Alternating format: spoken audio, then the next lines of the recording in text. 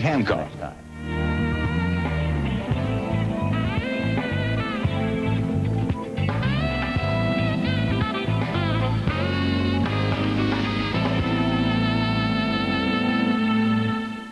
Tonight on Hannity and Colmes, Jesse Jackson led 2,000 protesters over the weekend to get the Decatur 7 back in school. Should the kids get a second chance? And then, did Al Gore have bodyguards protecting him on his tour in Vietnam? Plus, NRA head Wayne LaPierre. First, the latest headlines.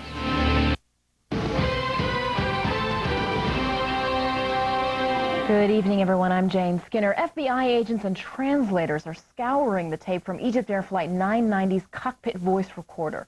They're trying to determine whether the co-pilot's reference to religion and death indicates possible criminal activity. Any sign of foul play, and the FBI would take over the investigation.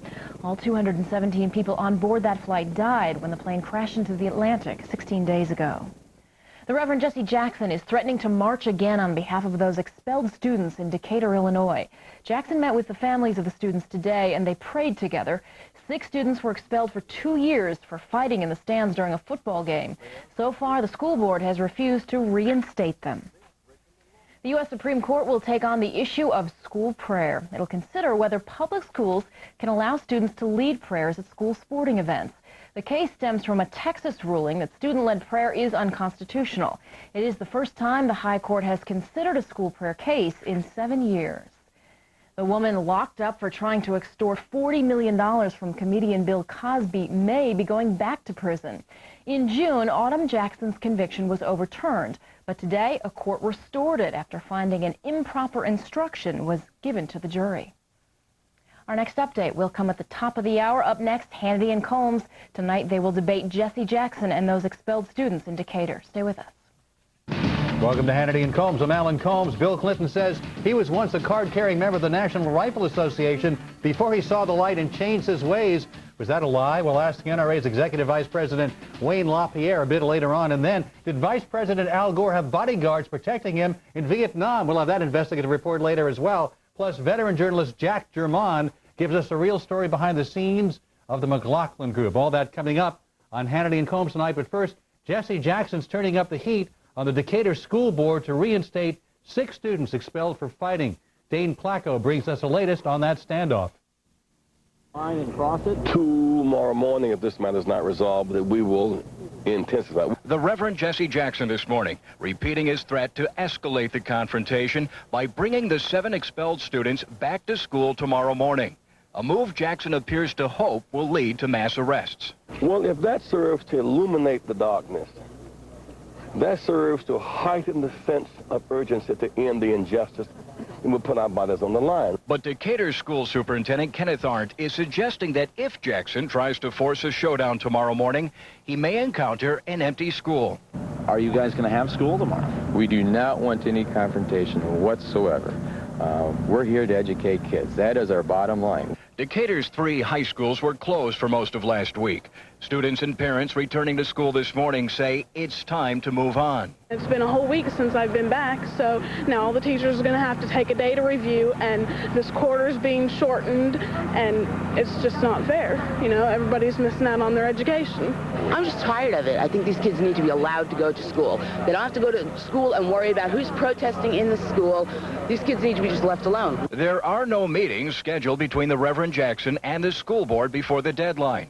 When the superintendent was asked what might head off the confrontation, I think what would be most helpful would be if the national media would leave town. Thank you very much. Dane Placco, Fox News, Chicago.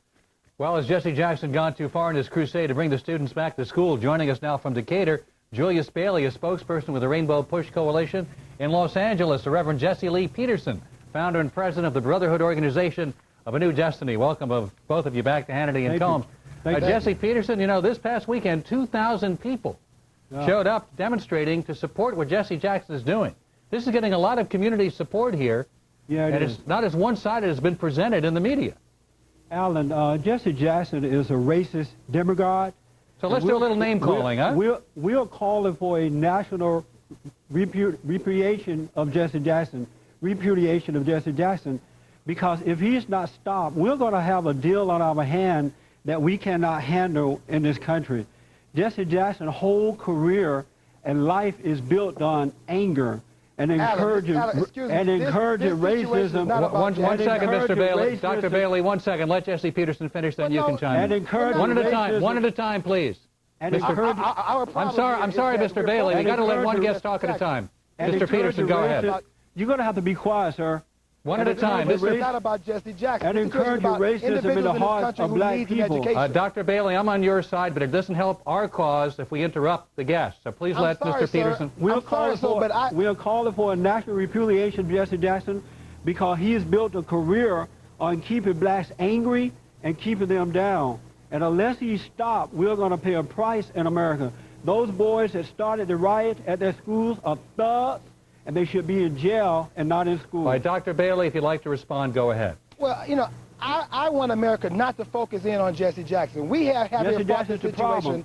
No, you're the problem, sir. Focusing in on the problem is a bad public policy here in Decatur and a country who wants to repudiate young people because of mistakes. Yes, this was a fight, but no, this does not mean that they need 2 years out of school. We know, sir, please, we know, sir, that there is a direct link between incarceration and lack of education. Anytime you have a jail cell, anytime, excuse me, sir, anytime, excuse me, Reverend, this is Dr. Bailey you're talking to. Anytime you have a situation, excuse me, you have a situation. I'm sorry, gentlemen, Mr. Peterson, please let Dr. Bailey respond. All right, let me go, hang on a second, Mr. Bailey. Let me go to Jesse Peterson a second. Yes. When you talk about the repudiation, is this a day that you're going to have or a protest against the Reverend Jesse Jackson? What's this all about? Mr. Bailey, listen, you keep interrupting. Your turn will come in a minute. Hang on. Mr. Bailey, one at a time. If I have to, Mr. Bailey, I'll turn down your microphone. I've done it before, by the way. Sean, I have no problem with that, but this is a situation about a bad public policy. If you all want to focus in on America's problem, don't focus in on the Reverend Jesse Jackson. Listen, Mr. Bailey, let Reverend Peterson go, and then you'll go. Reverend Peterson. We are calling for a national day of repudiation of Jesse Jackson. And we are asking people to email us, to call us at our 800 number, because we can no longer allow this to happen. Jesse Jackson needs to be dealt with. And we in Decatur can no longer deal, and we as America can no longer deal with policy makers who do not follow the law. With all due respect, Reverend Peterson, we here are not about Reverend Jackson. He is the head of our organization. Look, I'm here about maybe to America or not. It's about, well, you need to get off the show. This show is about 7 young people who are expelled from a school system based on a bad public policy. If you want to take issue, if you want to take umbrage with Reverend Jackson, 7 young thugs committing a riot at a school football. Sir, this is not about 7 young people. You're talking about, so let me be honest with you real quick. And this is normal. This is normal in the black community. And Jesse Jackson encourages these type of things. Hang on a second. Mr. Bailey, let me go to you. Sir. Let me go to you Bailey, because you know what? Bailey, let's just show the picture. This is, as Reverend Peterson points out, show the picture. One at a time. This is a mini riot. We have, as Reverend Peterson pointed out, 3 of these kids were in their freshman year for the 3rd consecutive year. Let us not forget, between the 7 of them, they missed 350 days of school. And let me finish. I'll put up on the screen, the Reverend Jesse Jackson today is comparing these boys. He said, quote, if Dr. Martin Luther King could do it in Birmingham and Nelson Mandela could do it in South Africa, we can do it in Decatur. But do what? He's what is he comparing doing? He's them. trying to open up the public system. No, he's trying to open up a public school system that has locked out our young people. No, he's not. In Topeka, Kansas in 1957, in 1954, Topeka, Kansas. Listen, you're talking about a bad public policy. Dr. Bailey, we've got to take a break. Reverend Peterson, we'll be back in just a moment. Stay with us. The love continues on Hannity and Colmes. Coming up, Gore claimed to invent the Internet. Now Clinton says he was a member of the NRA. Why all the tall tales? And later, Gore's tour of duty in Vietnam. He's been hyping it up, but did he get special treatment? When Hannity and Colmes continues.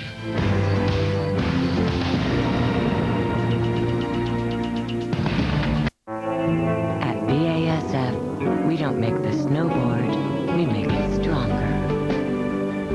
We don't make a lot of the products you buy, we make a lot of the products you buy better. BASF. So close. Fast. The new Remington Microscreen 3 gives you 3 things no other shaver can. Our most powerful motor, 150 cutting edges, and 3 flexing microscreens that get you smooth. The new Remington Microscreen 3. Why did I start using Dimetap to treat her colds? Because my doctor recommended it. But why have I kept using it? Because it works. Year after year after year. So now, I know what to do when he gets sick. Yay! Dimetap. Doctor recommended, proven at home. What will the credit card of the future look like? The future? Think of the possibilities. The world's changing. We'll need a card that can change with it. What will a credit card look like that has an introductory rate of 0% and then a fixed rate as low as 9.99%? Definitely not like anything in my wallet. That has no annual fee and gives you the flexibility to pay over time. So, I'll be able to extend the payments on my new lunar vacation? What will a credit card look like that provides guaranteed protection from online fraud? I don't know. But I think it has my name on it. A card with a built-in smart chip to give it ever-evolving capabilities. A credit card with a brain? That makes other credit cards seem so... 20th century. Actually, it'll look like this. Introducing Blue from American Express, a whole new kind of credit card. We really do live in an interesting time. To apply, call 1-800-BLUE-600. I have seen the future. And it fits in my wallet.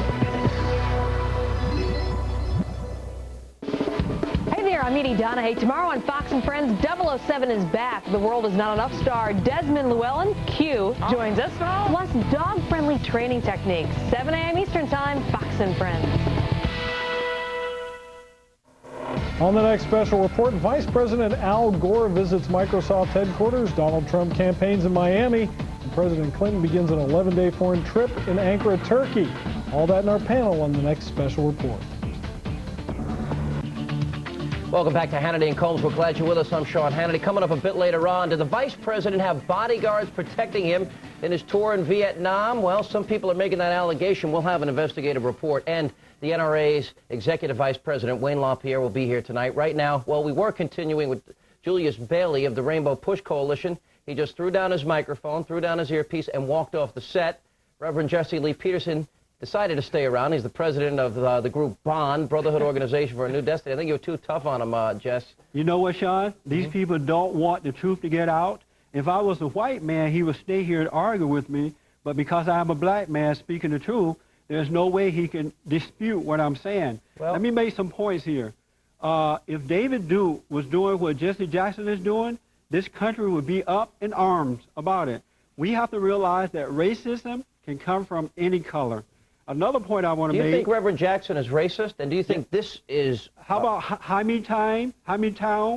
Jesse Jackson support Louis Farrakhan, who is truly a racist. Jesse Jackson support criminals. These boys who caused this act are criminals. Oh. Jesse Jackson support the National Organization of Women who hate men. He's not against abortion. He's against everything. What about that is this wrong. day of repudiation of Jesse Jackson that you're talking about? What are you planning on doing? You're going to have, is this a national day? I mean, what are you planning on doing here? We are organizing a national day of repudiation. We're calling on black people, white people, Hispanic, all of the American people to come together and to say no more of this. We cannot be afraid to speak up because they may call us racist or they may call us names. Now let's go back to this. Let's go back to these. Let's go back to these kids, though, Jess. When did it become okay to protect the criminals?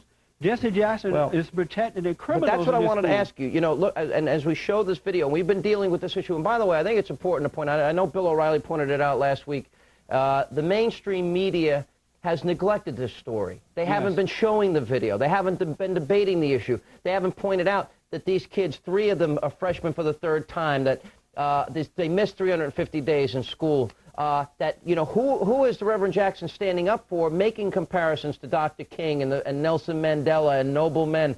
I mean, these are kids that are putting people's lives in jeopardy, have not shown a willingness to get an education. Yes. And I just, you know, and what about the other kids that... You know, Sean, well, Jesse Jackson, to associate himself with Dr. King is a disgrace to Dr. King. I'm sure he's turning over in his grave. But I can understand him that he's comparing himself to Nelson Mandela because, in my opinion, Nelson Mandela is a communist. But Reverend Peterson, for him to... we only have a moment left, Reverend Peterson. This is Alan. Look, listen, Dr. Bailey has come back. Dr. Bailey, I'm on your side. I regret that you walked off the show. I thank you for coming back. He's a coward. I'm not well, let's not call names here, but Dr. Bailey, it doesn't do us any good for our side for you to walk away. So thank you very much for coming back. Yes, sir. This shouldn't be about Jesse Jackson. And Jesse Jackson says this is about wrong versus right, not black versus white. And these kids should get some degree of education. At least he negotiated an alternative school. Dr. Bailey, go ahead. And that's all we're calling for. Here, in this riot that you all called, no one here is justifying this riot. In this fight, you have 7 individuals who had varying degrees of participation. We've always fought for equal justice, not mob justice. You don't throw 7 people out. 2 of those individuals were the recipients of a beating. 1 approached the fight but did not swing in the fight. Everybody who America sees in this fight are not the individuals here. We're just fighting for fairness, sir. With all due respect, we're fighting for fairness. And it's not about Jesse Jackson. Reverend Peterson, we only have a moment left. There was no blood, there were no guns, there were no knives. No guns, no knives. Let me say this, Alan. I want the people to call me at 1-800-411-BOND. This is not a platform for personal Let me just say this. For children. We have here to save our children in America. Election coming We're not here to save this and the man Democratic Party You're talking about pimps and hustlers in America. What is he doing? We're talking about individuals who are concerned about education. Gentlemen, I wish we're out of time. I'll tell you what, just put up my website. We will end it right there. Jesse, thank you. Dr. Bailey, thank you. And tomorrow, Joe Clark, former principal of Eastside High in New Jersey, will join us. The movie Lean on Me was about him. When we come back, the Executive Vice President of the NRA, Wayne LaPierre, coming up next. Hannity and Colmes is brought to you today by New York Life, the company you keep. Our values are our blueprint. Integrity, our foundation. Every decision we make, every action we take is anchored in our commitment to always be there for our customers. Integrity is the foundation and the ink with which every policy is written. It's why New York Life is the company you keep. At home, I'm a mom. At work, I'm part of the technology group at International Paper. One of our customers is a bike company who came to us because their bikes were getting banged up in shipping. So we invented a new type of box that helps keep their bikes protected. The bike I ordered for Kristen arrived without a scratch. Perfect and clean. Thanks, Mom. Cuddles! How can we help with your shipping needs? International Paper. From innovation to results.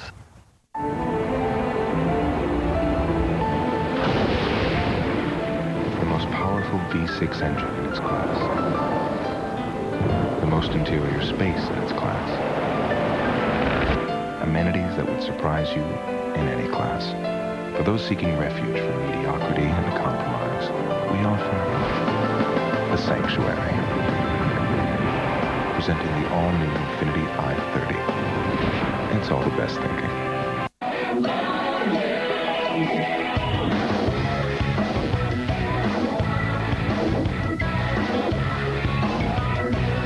Make every day good to the last drop.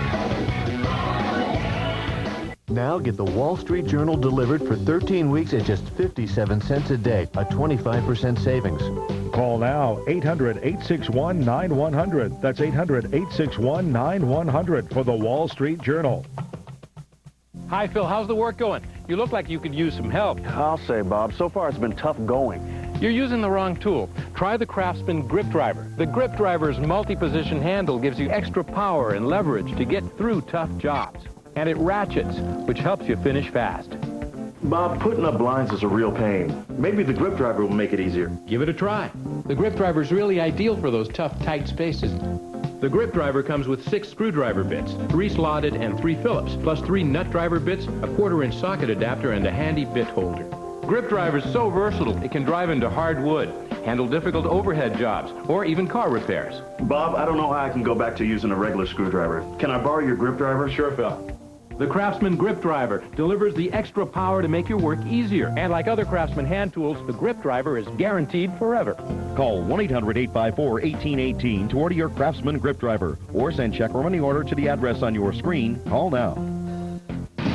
Welcome back to Hannity and Colmes. I'm Alan Colmes. Still to come, did Al Gore have bodyguards protecting him in Vietnam because his father was a powerful senator? That debate's still to come. Plus, Veteran journalist Jack Germán will be here to talk about his career in the political trenches. But first, Bill Clinton, card-carrying member of the National Rifle Association. It may sound a little strange, but at a recent Democratic National Committee fundraiser, the president himself said, quote, "I once had a lifetime membership in the NRA.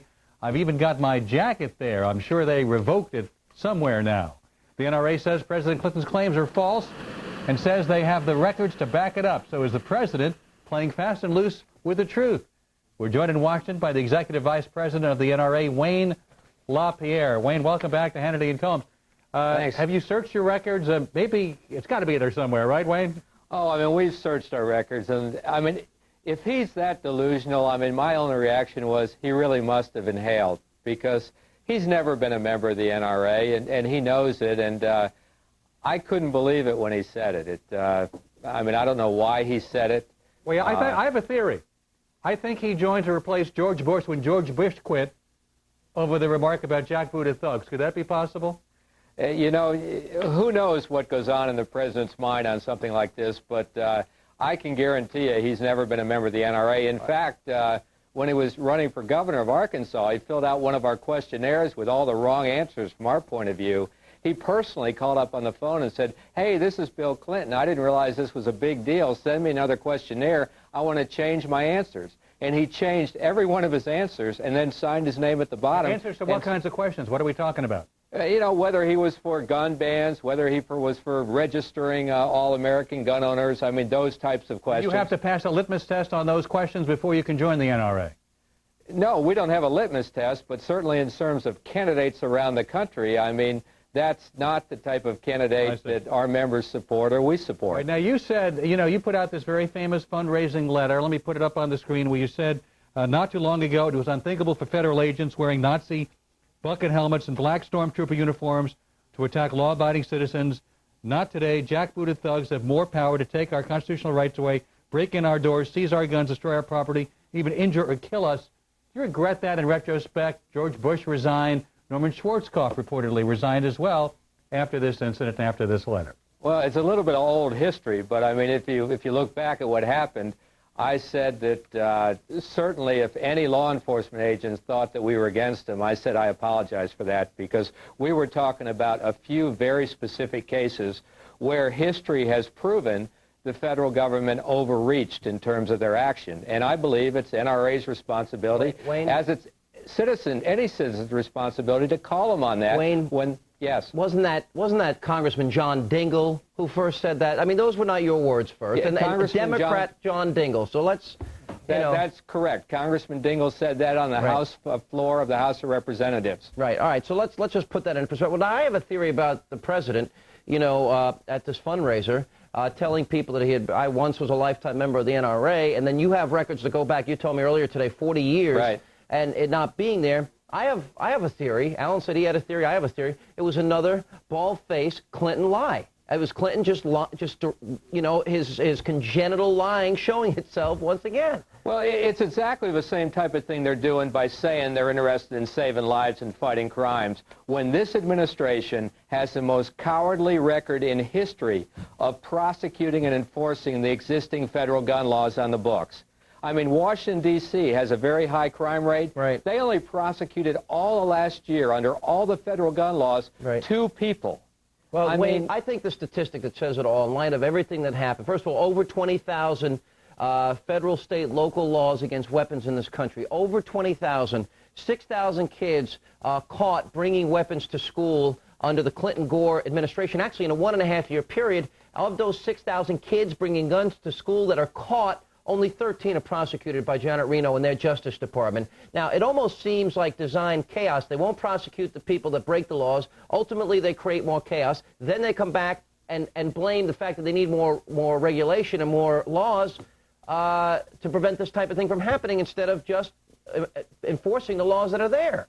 That's right. And by not prosecuting and enforcing the laws that are there, we're talking about felons in possession of guns, violent juveniles, gang members in possession of guns, drug dealers in possession of guns. They're making a decision to let the blood flow on the streets, and they're getting people killed every day. Speaking of that, I want to, I'll tell you one of the most outrageous things, and I had an opportunity to debate Senator Frank Lautenberg of New Jersey about this recently, right after the Jonesboro shooting. You remember that.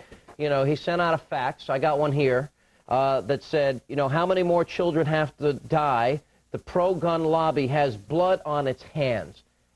You know, this is the thing that drives me crazy. Whether or not the Clinton government, which benefited financially from the sale of tobacco, then they come back and they sue the tobacco manufacturers and so on. You know, instead of blaming the people that buy the gun, load the gun, aim the gun, fire the gun, they want to blame your group. The demonization of the NRA, which is so typical of the left these days, you know, the politics of personal destruction. How do you counter that?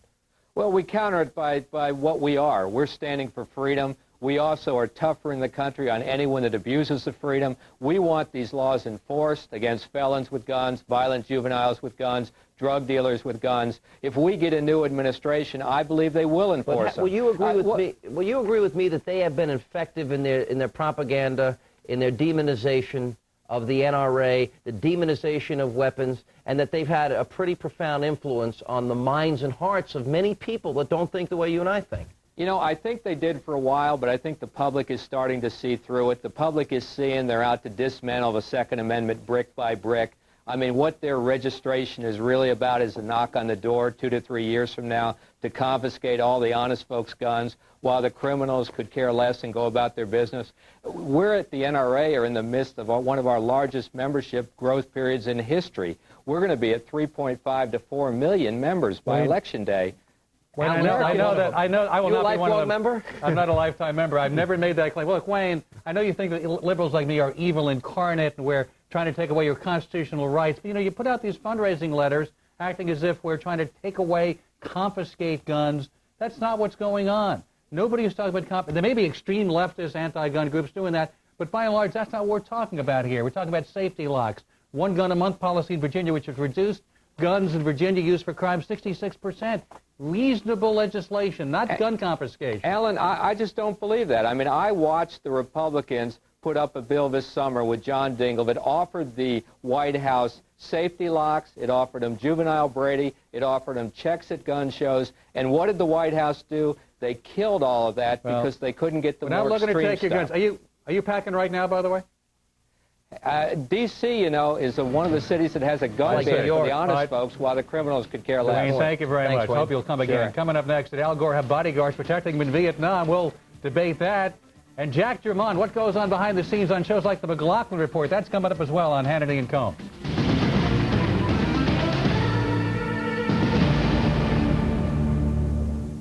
Another successful reunion brought to you by 1-800-US-SEARCH. The last time I saw my friend Jackie Cohn, I think I was 12 years old. I was diagnosed with cancer, and I told my mom for my birthday present that I wanted to find Jackie Cohn. 1-800-US-SEARCH. Locate a long-lost friend or family member. Find anyone right now. Call 1-800-US-SEARCH. RCA Victor. Do not try to adjust the picture. Color TV. There is nothing wrong with your TV. A new form of television is here. High definition. Up to 6 times sharper than current analog technology. The people who brought you TV, the color TV, and digital satellite TV welcome you to HD TV. We repeat, there is nothing wrong with your television. We've just made a better one. All right, kid. Here we go. 10-9. What do you got? What do you got? Yeah.